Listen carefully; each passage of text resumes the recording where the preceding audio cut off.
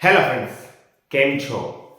આજના આ વિડીયોમાં આપણે દિશા અને અંતરના કેટલા પ્રકારના પ્રશ્નો હોય છે એની આપણે ચર્ચા કરવાના છીએ. આના પહેલાંના વિડીયોમાં દિશા અને અંતરની જે બેઝિક થિયરી છે એની ચર્ચા આપણે કરેલી છે. જો વિડીયો એકવાર ન જોયો હોય તો વિડીયો એકવાર જોઈ લેવો, જેથી કરીને આપની એ લિંક જળવાઈ રહે. આજના વિડીયોમાં આપણે જે દિશા અને અંતરમાં અલગ અલગ પ્રકારના પ્રશ્નો પૂછવામાં આવે છે એ તમામ પ્રકારના પ્રશ્નો કેવા હોય છે અને એના એક કે બે ઉદાહરણ દ્વારા આપણે એ પ્રકાર સમજીશું. અને પછી આવનારા વિડીયોમાં આપણે ગઈ પરીક્ષાઓમાં પૂછાઈ ગયેલા અંતર અને દિશાના જે પ્રશ્નો છે કે દાખલાઓ છે એની આપણે ચર્ચા કરવાના છીએ. તો વધારે સમય બગાડ્યા વગર આપણે આજનો વિડીયો શરૂ કરીએ છીએ. એ પહેલાં એક મહત્વની જાણકારી આપી દઉં કે હવે પછી આ એક્ઝામ વિઝ ચેનલ પર રેગ્યુલરલી વિડીયો અપલોડ થવાના છે, જે આપને આપની સફળતા માટે ખૂબ જ ઉપયોગી થશે અને આપનું કારકિર્દી છે એ બનાવવામાં આ ચેનલ આપને ખૂબ જ અગત્યનો ભાગ ભજવવાની છે. તો જો હજુ સુધી આ ચેનલને સબસ્ક્રાઇબ ન કરી હોય તો ચેનલ સબસ્ક્રાઇબ કરી લેવા વિનંતી અને સાથે સાથે બેલ આઇકન દબાવી દેવું, જેથી કરીને આપને મારા વિડીયોની અપડેટ્સ મળતી રહે. અને એવા મિત્રોને પણ શેર કરો જેને ખરેખર કંઈક શીખવાની તમન્ના છે, કંઈક શીખવાની જરૂર છે, જેથી કરીને એ મોંઘી ફીસ બગાડ્યા વગર પણ સારી રીતે એ પોતાની સફળતા સુનિશ્ચિત કરી શકે. તો હવે વધારે સમય બગાડ્યા વગર આપણે આજનો વિડીયો શરૂ કરીએ છીએ. દિશા અને અંતરનો પહેલો ટાઈપ જે છે, પહેલા પ્રકારનો પ્રશ્ન, એ હંમેશા ડિગ્રી આધારિત હોય છે. એટલે અહીંયા આપણે પહેલો પ્રશ્ન જે પહેલો ટાઈપ છે એ ડિગ્રી આધારિત લીધેલો છે.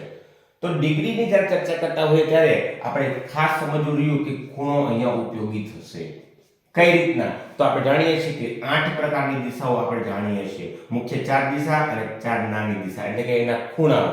તો જો આખે 8 દિશાઓ છે એને આપણે વર્તુળ સમજીએ તો વર્તુળ છે હંમેશા 360 ડિગ્રીનું હોય અને 360 ડિગ્રીની અંદર આ 8 દિશાઓ સમાવિષ્ટ છે. તો જો આપણે 360 ના 8 ભાગ પાડીએ, એટલે કે 360 અંશને આપણે 8 વડે ભાગીએ તો એકનો જવાબ આવશે 45 અંશ. એટલે કે એક ભાગ છે એ 45 અંશનો થાય છે. મતલબ કે જો હું આ ભાગને ગણું તો આ 45 અંશ અને આ ભાગ ગણું તો બીજા 45, એટલે કે કુલ મુખ્ય જે દિશા છે એ મુખ્ય દિશા વચ્ચેનો જે ભાગ છે, ખૂણો છે, એ 90 અંશનો બને છે. અને એના માટે જ મેં અહીંયા તમને કેટલા ભાગ અને કેટલી ડિગ્રી છે એ લખેલી છે. ખરેખર આ ખૂબ જ ઉપયોગી કોષ્ટક છે, કારણ કે જેટલા ભાગ થશે એના આધાર પર સીધો ખબર પડશે કેટલા ડિગ્રીનું અંતર છે, અથવા કેટલા ડિગ્રીનું અંતર ફરેલું છે એના પર કેટલા ભાગ છે નક્કી થઈ શકે છે. બરાબર? તો આ જે છે એ મુખ્ય એની બાબત છે કે જ્યારે આપણે ડિગ્રીની વાત કરતા હોઈએ ત્યારે આપણે ખૂણો ધ્યાનમાં લેવો પડશે. હવે આપણે ઉદાહરણ દ્વારા સમજીએ. પહેલો એ પ્રશ્ન છે કે એક વ્યક્તિ પૂર્વ દિશામાં મુખ રાખીને ઊભો છે. હવે જો તે પોતાની જમણી બાજુ 90 ડિગ્રી ફરે તો હાલ તેનો ચહેરો કઈ દિશામાં હશે? અહીંયા જમણી બાજુ ફરે, પૂર્વ દિશામાં એ મુખ રાખીને ઊભો છે. ધારો કે આપણે માનીએ આ 4 દિશાઓ છે, આ પૂર્વ દિશા છે, આ બાજુ મુખ રાખીને ઊભો છે. હવે એ પોતાની જમણી બાજુ, અહીંયા ખાસ સમજી લેજો, જમણી બાજુ અને ડાબી બાજુની ચર્ચા મેં આગલા વિડીયોમાં કરેલી છે, પણ તેમ છતાં અહીંયા તમને જણાવી દઉં કે જમણી બાજુ એટલે સમજવાનું ઘડિયાળની દિશામાં અને ડાબી બાજુ મતલબ ઘડિયાળની વિરુદ્ધ દિશામાં. આ મગજમાં યાદ રાખશો તો ખરેખર જે તે સમયે પ્રશ્નમાં કલ્પના કરવા બેસવું નહીં પડે, સીધો આપણને ખબર પડશે. તો જમણી બાજુ એટલે મેં પહેલા જ કીધું, જમણી બાજુ એટલે ઘડિયાળની દિશામાં, તો ઘડિયાળની દિશા આ બાજુ હોય તો એ મોઢું આ બાજુ ફેરવે છે માનવાનું. અને 90 ડિગ્રી એટલે આ વચ્ચેનું અંતર છે 90 ડિગ્રી, વચ્ચે ભાગ પડે તો 45 અને 90 ડિગ્રી થાય તો એ વ્યક્તિનો ચહેરો આ બાજુ હશે. તો તેનો ચહેરો કઈ દિશામાં હશે અહીંયા પણ જોતા ખબર પડે. અને 90 ડિગ્રી એટલે 2 ભાગ થાય તો અહીંયા 2 ભાગ પણ આપણે સમજી શકીએ છીએ. તો જવાબ હશે એનો દક્ષિણ દિશામાં. તો આ પ્રશ્નનો જવાબ થશે દક્ષિણ દિશામાં. ત્યારબાદ બીજો પ્રશ્ન આપણે જોઈએ કે એક વ્યક્તિનો ચહેરો હાલ દક્ષિણ દિશામાં છે. કઈ દિશામાં છે? દક્ષિણ દિશામાં. ત્યાંથી તે વ્યક્તિ જો ઘડિયાળની વિરુદ્ધ દિશામાં, આ સમજવાનું છે, ઘડિયાળની વિરુદ્ધ દિશામાં 135 અંશનું પરિભ્રમણ કરે છે તો હાલમાં તેનો ચહેરો કઈ દિશામાં હશે? તો સૌથી પહેલા તો દક્ષિણ દિશામાં છે. આપણે જ્યારે 4 દિશાઓ નક્કી કરી તો ચહેરો આ બાજુ છે એનો, દક્ષિણ દિશામાં. હવે આપણે 8 દિશા દોરીએ. અહીંયા આપણે 135 ડિગ્રીનું પરિભ્રમણ કરે ઘડિયાળની વિરુદ્ધ દિશામાં. આ ઘડિયાળની દિશા થઈ અને આ ઘડિયાળની વિરુદ્ધ દિશા થઈ 135 ડિગ્રી. 135 ડિગ્રીનો મતલબ સમજીએ આપણે. અહીંયા ત્રણ ભાગ થાય છે. ત્રણ ભાગ એટલે આ એક ભાગ, આ બે ભાગ ને ત્રીજો ભાગ. એટલે કે વ્યક્તિનું મુખ જે છે એ આ દિશામાં આવશે અને આ દિશા એટલે કઈ દિશા? તો આ ઉત્તર દિશા છે અને આ પૂર્વ દિશા, એની વચ્ચેનો ખૂણો એટલે કે ઉત્તર પૂર્વ થાય. મતલબ આ પ્રશ્નનો જવાબ આપણે થશે કે વ્યક્તિનો ચહેરો જે છે એ ઉત્તર પૂર્વ દિશાની અંદર હાલ હશે. આ રીતે આ પ્રશ્ન આપણે સોલ્વ કરી શકીએ છીએ. મેં પહેલા પણ કીધું કે આ તો ઉપયોગી થશે પણ સાથે થોડું લોજિક પણ ઉપયોગી થશે. જમણી બાજુ કઈ, ડાબી બાજુ કઈ, અથવા જમણી બાજુ એટલે શું, ડાબી બાજુ એટલે શું, બરાબર. હવે ત્રીજો એક પ્રશ્ન આપણે લઈએ, પછી આપણે આ ટોપિક મતલબ કે આ પહેલો ટાઈપ છે એ પૂરો કરશું અને ત્યારબાદ આપણે ટાઈપ 2 એટલે કે બીજા પ્રકારનો પ્રશ્ન કેવો હોય એની આપણે ચર્ચા કરશું. ત્રીજો પ્રશ્ન જોઈએ. એક વ્યક્તિનો ચહેરો હાલ દક્ષિણ પશ્ચિમ દિશામાં છે. સૌપ્રથમ તે ડાબી બાજુ 225 ડિગ્રી ફરે છે અને ત્યાંથી તે ઘડિયાળની દિશામાં 135 ડિગ્રી ફરે છે. તો હાલમાં તે વ્યક્તિનો ચહેરો કઈ દિશામાં હશે? આવો પ્રશ્ન આપણને પૂછેલો છે. સૌથી પહેલા 8 દિશા જે છે એ દોરીએ છીએ. સૌથી પહેલા એવું કહે છે કે દક્ષિણ પશ્ચિમ દિશામાં એનો ચહેરો છે. મતલબ આ દિશામાં એનો ચહેરો થશે. આ દક્ષિણ પશ્ચિમ, આ દક્ષિણ, આ પૂર્વ, આ ઉત્તર, આ પશ્ચિમ, આ દક્ષિણ પૂર્વ, આ ઉત્તર પૂર્વ અને ઉત્તર પશ્ચિમ. હવે એવું કહે છે કે તે ડાબી બાજુ એટલે ફરીવાર કહું છું ઘડિયાળની વિરુદ્ધ દિશામાં, એટલે આપણે આમ ચાલવાનું છે અને તે 225 ડિગ્રી ફરે. 225 ડિગ્રી એટલે ભાગ સમજી લો 5 ભાગ થશે, બરાબર. તો અહીંથી શરૂ કરું, 5 ભાગ ગણતરી કરું તો 1 2 3 4 અને 5 એટલે એનો ચહેરો ઉત્તર દિશા તરફ આવશે. પણ આપણને એવું કહે છે કે ત્યાંથી તે ઘડિયાળની દિશામાં એટલે જમણી બાજુ એટલે કે આ બાજુ પાછો ફરે છે અને કેટલું ડિગ્રી ફરે છે? 135 ડિગ્રી ફરે છે. 135 ડિગ્રી મતલબ એ ત્રણ ભાગ ફરી પાછા ફરે છે. 135 એટલે ત્રણ ભાગ, બરાબર. તો અહીંયા છે અહીંથી પાછા ત્રણ ભાગ, એક ભાગ, બે ભાગ અને ત્રણ ભાગ. તો ખરેખર એનો ચહેરો હાલ કઈ દિશામાં હશે? તો જવાબ થશે, એનો જવાબ છે દક્ષિણ પૂર્વ દિશામાં. એટલે કે વ્યક્તિનો ચહેરો હાલ દક્ષિણ પૂર્વ દિશામાં જોવા મળશે. તો આ રીતના આ દાખલા કે પ્રશ્નો છે કોઈડા છે સોલ્વ થાય છે. ખૂબ ઈઝી દાખલાઓ છે, આવડે એવું છે અને પરીક્ષામાં રોકડા માર્ક આપે એવું ચેપ્ટર છે, પણ થોડુંક લોજિક ને સાથે જો કરવામાં આવે તો ખૂબ સરળ પડશે. આ પહેલો પ્રકાર હતો.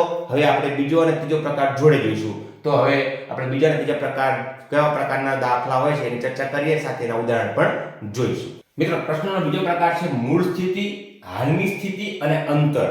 આ ત્રણેયને મિક્સ કરી અને જે દાખલાઓ આવે છે એના આપણે ટાઈપ 2 માં ગણેલા છે, બરાબર. અહીંયા આપણે પહેલું ઉદાહરણ જોઈએ કે અજય પોતાના ઘરથી પૂર્વ તરફ 5 કિમી ચાલે છે. આપણે આ પ્રશ્નો જે છે એને વાક્ય વાંચતા જઈશું અને સાથે સોલ્વ કરતા જઈશું તો બહુ આપણને ઈઝી પડશે. તો ધારો કે આ એનું પૂર્વ અજયનું ઘર છે. હવે આ મેં એટલા માટે કહ્યું છે કે આ એની મૂળ સ્થિતિ દર્શાવે છે. ત્યાંથી પૂર્વ તરફ આપણે જાણીએ છીએ કે આપણે 4 ખાના કરીએ અથવા 4 દિશા દર્શાવીએ તો આ પૂર્વ દિશા તરફ થાય. તો આ બાજુએ 5 કિમી અંતર ચાલે છે. ત્યાંથી ડાબી બાજુ 4 કિમી ચાલે છે. હવે આ બાજુ જ્યારે ચાલતો હોય અને ડાબી બાજુ પૂછે તો આપણે ખરેખર કલ્પના કરીએ થોડુંક આપણને અઘરું પડે, પણ મેં કીધું એ મુજબ ડાબી બાજુ એટલે ઘડિયાળની વિરુદ્ધ દિશા સમજો તો ઘડિયાળની વિરુદ્ધ દિશા આ બાજુ થાય. તો આ બાજુ આપણે ગણશું 4 એટલે કે ડાબી બાજુ આ થશે અને ત્યાં 4 કિમી અંતર ચાલે છે. ત્યાંથી આ 4 કિમી અંતર ડાબી બાજુનું પૂરું થઈ ગયું. ત્યાંથી તે જમણી બાજુ 7 કિમી અંતર ચાલે છે. જમણી બાજુ એટલે ઘડિયાળની દિશામાં એટલે આ દિશા છે અને એ 7 કિમી ચાલે છે. તો એ પણ આપણો અહીંયા વાક્ય પૂરું થાય છે. ત્યાંથી જમણી બાજુ 4 કિમી ચાલે. જમણી બાજુ એટલે ફરીવાર ઘડિયાળની દિશામાં એટલે આ બાજુ આવશે એટલે કે ફરી પાછું અહીંયા 4 કિમી ચાલે છે અને અંતે ડાબી બાજુ 3 કિમી ચાલે છે. 3 કિમી ડાબી બાજુ. હવે અહીંયા છે ડાબી બાજુ સમજીએ તો ફરી પાછું આપણે શું સમજવાનું છે? ઘડિયાળની વિરુદ્ધ દિશામાં. જમણી બાજુ એટલે ઘડિયાળની દિશામાં. તો વિરુદ્ધ દિશા એટલે અહીંથી આપણે આમ થાય એટલે આપણે આ બાજુ આ ડાબી બાજુ અને એ ત્યાં 3 કિમી ચાલે છે. તો આમ એ પોતાના મૂળ હાલની સ્થિતિએ પહોંચી જાય છે. તો આ મૂળ સ્થિતિ છે અને આ હાલની સ્થિતિ છે, બરાબર. અને આના આધારિત બે પ્રશ્ન આપણને પૂછેલા છે કે હાલમાં અજયનો ચહેરો કઈ દિશામાં હશે. ઓબ્વિયસલી આ કઈ દિશા છે, જે દિશા નથી તો આ દિશા છે પૂર્વ દિશા, એટલે કે પહેલા પ્રશ્નનો જવાબ થશે ચહેરો પૂર્વ દિશામાં હશે.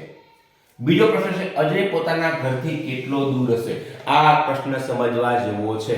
અહીંયા આપણને એવું પૂછે કે અજય પોતાના ઘરથી, ધારો કે એનું ઘર છે ત્યાંથી આ હાલની સ્થિતિ જે છે એનું વચ્ચેનું અંતર કેટલું છે. તો જ્યારે કેટલો દૂર છે એવો પ્રશ્ન પૂછે ત્યારે ટૂંકામાં ટૂંકું અંતર લેવાનું, અને કુલ કેટલું અંતર કાપ્યું જ્યારે પ્રશ્ન પૂછે તો એની આખી મુસાફરીની ગણતરી કરવાની થાય. તો અહીંયા આપણે કેટલો દૂર છે એવું પૂછ્યું છે તો 5 કિમી, આ 7 કિમી અને આ 3 કિમી, આ ત્રણનો જ સરવાળો થાય. આ બંને 4-4 કિમીનો આમાં સમાવેશ થશે નહીં. પણ જો પ્રશ્ન પૂછો તો ઘરથી હાલની સ્થિતિ સુધી પહોંચવા માટે એને કુલ કેટલું અંતર કાપ્યું છે તો કેટલું ચાલ્યો છે, તો આ બંનેની ગણતરી પણ આપણે એમાં કરાય. પણ અહીં આપણને ખાલી એટલું પૂછ્યું કેટલો દૂર છે તો આપણે અહીંયા થશે જવાબ 5 + 7 + 3 એટલે કે 10 ને 5 15 કિલોમીટર પોતાના ઘરથી દૂર છે. તો આ પ્રમાણે પ્રશ્ન સોલ્વ થાય છે. ટાઈપ 2 આને કહેવાય છે મૂળ સ્થિતિ, હાલની સ્થિતિ અને અંતર. તો આ એક ઉદાહરણ હતું. બીજું એક ઉદાહરણ જોઈએ એટલે આપણને વિશેષ ખ્યાલ આવે અને ત્યાર પછી આપણે ચોથા નંબરની ટાઈપ એટલે કે ત્રીજા પ્રકારનો પ્રશ્ન છે એ કેવા પ્રકારનો પ્રશ્ન છે એની આપણે ચર્ચા કરીશું. બીજું ઉદાહરણ છે રમેશ દક્ષિણ દિશામાં 7 કિમી ચાલે છે. તો ધારો કે રમેશ અહીંયા ઊભો છે, અહીંથી દક્ષિણ દિશા આ બાજુ થાય 7 કિમી ચાલે છે.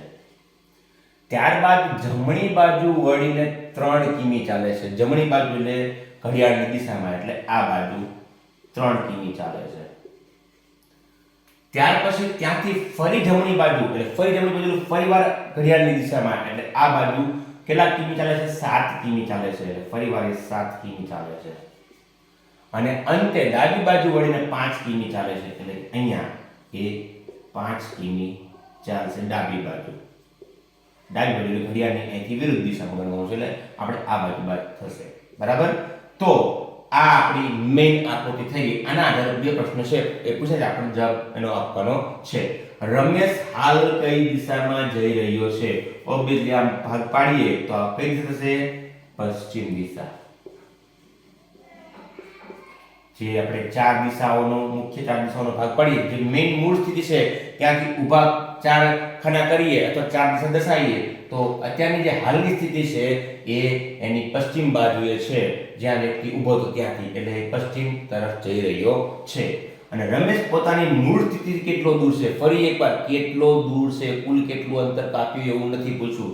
તો અહીંથી આ કિમી 3 છે અને આ 5 છે, એટલે કે 5 + 3 કુલ 8 કિમી પોતાના મૂળ સ્થિતિથી રમેશ દૂર છે. આ વસ્તુ ખાસ ધ્યાનમાં રાખવાનું છે. પણ એવું પૂછવામાં આવે કે રમેશે કુલ કેટલું અંતર કાપ્યું કે કુલ કેટલું ચાલ્યો, તો 7 + 3 + 7 + 5 આ પ્રમાણનો સરવાળો થશે. તો આ બીજું ઉદાહરણ હતું. અને ત્રીજું ઉદાહરણ જે છે એ એક કુલ કેટલું અંતર કાપ્યું છે એ પ્રમાણે છે. તો હું અહીંયા એને સમજાવી દઉં છું કે ત્રીજો પ્રશ્ન એવો પૂછ્યો કે રમેશે આ એમ ધારો કે ઘર છે ને એની ઓફિસ છે, તો ઘરથી ઓફિસ સુધી કેટલું અંતર કાપ્યું હશે. તો કેટલું દૂર છે એવું નથી પૂછતો, કેટલું અંતર કાપ્યું હશે. અહીંયા લખું છું કેટલું અંતર કાપ્યું હશે ઘરથી ઓફિસ સુધીનું. આ ધારો કે ઘર છે ને આ ઓફિસ છે, તો કુલ કેટલું અંતર કાપ્યું હશે? તો 7 + 3 + 7 + 5 10 17 ને 5 22 કિલોમીટરનું અંતર કાપ્યું હશે, અથવા ઓફિસ થી ઘર સુધીનું અંતર 22 કિલોમીટર હશે. આ પ્રકારનો પણ પ્રશ્ન પૂછી શકાય. તો અહીંયા ટાઈપ 2 એટલે કે મૂળ સ્થિતિ, હાલની સ્થિતિ અને અંતર પ્રકારના જે પ્રશ્ન પૂછાય છે અહીંયા આપણે પૂર્ણ થાય છે. અને હવે એક ત્રીજો ટાઈપ એટલે કે આમ ટાઈપ નંબર 4 પ્રકાર નંબર 3 આપણે જોઈએ. અને ત્યાર પછી આપણે આજનો વિડિયો અહીં અટકાવીશું, કારણ કે વિડિયોની લેન્થ લાંબી થઈ રહી છે અને આમ પણ લાંબા વિડિયો જોવા આપણે કદાચ કંટાળો આવે, પોસિબલ છે તો નાના વિડિયો બનાવીશ, જેથી કરીને આપણે કંટાળો પણ ન આવે અને રિવિઝન કરવામાં પણ સરળતા રહે. તો આની પછી ટાઈપ ચોથી અને પ્રકાર ત્રીજો જે છે એ આપણે લઈ લઈએ છીએ. પછીના જે પણ પ્રકાર કે ટાઈપ છે એ આપણે નેક્સ્ટ વિડિયોમાં લઈશું. તો હવે આપણે જોઈએ ટાઈપ નંબર 4. ટાઈપ 4 પ્રકારનો પ્રશ્ન છે, એટલે કે ત્રીજા પ્રકારનો પ્રશ્ન છે પડછાયા આધારિત. પડછાયા આધારિત પ્રશ્ન ઘણીવાર પૂછાતા હોય છે અને આ પ્રશ્નમાં આપણને ઘણીવાર તકલીફ પડતી હોય છે, પરંતુ આપણે એને ખૂબ જ સરળતાથી કેટલું સમજી શકાય એની આપણે ચર્ચા કરવાના છીએ. તો સૌથી પહેલા ચહેરાની દિશા કઈ બાજુ હોય ત્યારે સૂર્યાસ્ત સમયે અને સૂર્યોદય સમયે એનો પડછાયો કઈ બાજુ હોઈ શકે એની ચર્ચા આપણે પહેલા કરીએ, પછી આપણે ઉદાહરણ દ્વારા સમજીશું. તો જ્યારે સૂર્યોદય હોય ત્યારે આપણે જાણીએ છીએ કે સૂર્ય છે એ પૂર્વ દિશામાં ઉગેલો હોય છે. તો જો મોઢું ઉત્તર તરફ હોય તો એનો પડછાયો આ બાજુ એટલે કે એની ડાબી બાજુએ પડશે સૂર્યોદય સમયે. સેમ વસ્તુ જ્યારે સૂર્યાસ્ત સમયની વાત હોય તો એનાથી ઉલટું થઈ જાય, કારણ કે સૂર્ય છે ઓપોઝિટ દિશામાં હોય એટલે સૂર્યાસ્ત સમયે પડછાયો છે જમણી બાજુ પડશે. એટલે કે જો ચહેરાની દિશા ઉત્તર તરફ હોય તો સૂર્યોદય સમયે એનો પડછાયો ડાબી બાજુ હશે, જ્યારે સૂર્યાસ્ત સમયે એ જ પડછાયો જમણી બાજુ તરફ જતો રહેશે. બરાબર. જો દક્ષિણ બાજુ મોઢું છે તો સૂર્યોદય સમયે જે પડછાયો છે એ પડછાયો તો આગળ પડશે, પણ આ બાજુ મોઢું હોવાના કારણે, ચહેરો હોવાના કારણે એની જમણી બાજુ બનશે. એટલે સૂર્યોદય સમયે દક્ષિણ તરફ રાખેલું મોઢું હોય તો પડછાયો જમણી બાજુ પડે, જ્યારે સૂર્યાસ્ત સમયે એ જ પડછાયો આ બાજુ પડશે જે એની ડાબી બાજુ હશે.